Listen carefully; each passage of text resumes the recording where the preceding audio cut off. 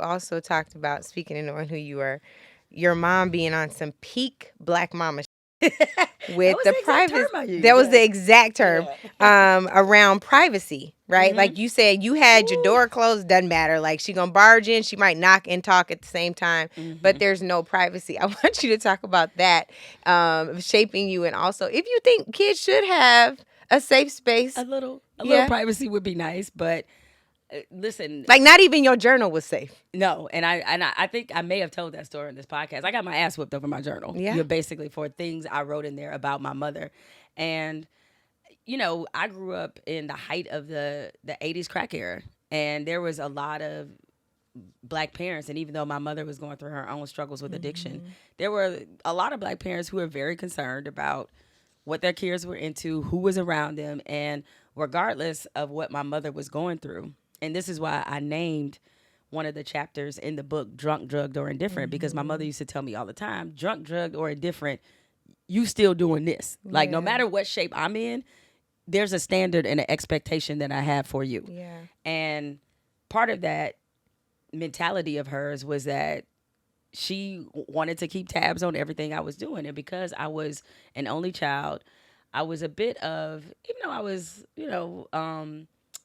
I certainly didn't have a problem forming relationships with other kids, but I kind of kept to myself at the same time. And so when you're a teenager or a preteen and you kind of go through that phase where you're just still kind of figuring out your body, maybe you're starting to have crushes, and I was a little more introverted to the point where my mother wanted to be sure I wasn't hiding something. So she would just basically toss my room. Yeah. And, a lot of times, of course, it happened a lot when I wasn't there. And I don't know why in my mind I'm thinking I can outsmart this woman because this is she's specifically trained to do this. And so there was no locking doors. I mean, we didn't even have any locks. I was like, I don't even think I could, even if that was the case. And certainly she was one of those mamas that you on the phone, she gonna pick up the phone, the extension, ask who is on the line, and all of that. I mean, I couldn't have boy phone calls. So I was like 14 or 15 years old. And so my mother was very strict with me. And so, yes, she was always on some peak Black mama shit. Always. The thing that's so interesting, Jay, is I feel like this is the first part where I see you kind of wrestling with duality. And it's like, you have this mom who's on peak Black mama, but also you were forced into adulting quite a bit because of her addiction. How did you navigate through some of that? You talked about anxiety and like the bracing, always expecting the worst. How did you carry that? Probably not well. That's why writing was such an outlet for me, is that all those feelings I couldn't express, the agency I didn't have, came through in what I wrote. Yeah. So that is why I had a journal. I needed an outlet. I needed some place where I could bear these raw feelings of emotions without feeling repercussions for it. And that was really my saving grace. And between that and I would say books. Books were another place that were a great outlet for me. I loved fiction. I loved reading about other worlds and circumstances, and then understanding that I too could create that through my own creative writing at that point. That was really important. But as a kid, it was hard. And much like a lot of things you go through, you don't even realize what you're navigating until it's over with. And there were many days where coming home from school, or even getting up in the morning and getting myself ready for school, like I just did not know what shape my mother was going to be in, or I didn't know what her mood was going to be at any given time, because it seemed to wildly fluctuate.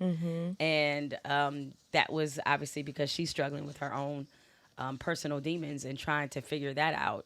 And I had to navigate and step through all of that. And even, just some of the relationships that she had with, men and all that kind of stuff, just having to either overlook, sidestep around, or something like that. That was just, it became such a natural part of my existence. I didn't even realize how burdensome it was until I started to get separation from it. Yeah. And much of that separation didn't occur until I was in high school, my senior year. I moved in with my grandmother.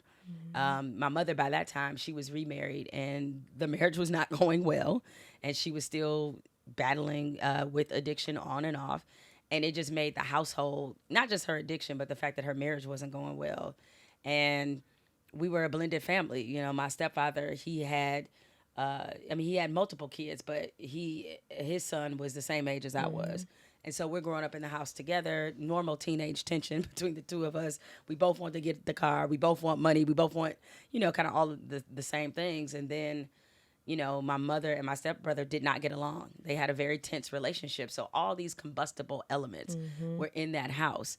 Not to mention, I didn't have my own room for the first time in my life. Yeah. And, my mother, she kind of started floating the idea to my grandmother, but because she noticed when I would go visit my grandmother, I would just stay over there longer and longer. Like that weekend would be 5 days. Yeah. You know what I'm saying?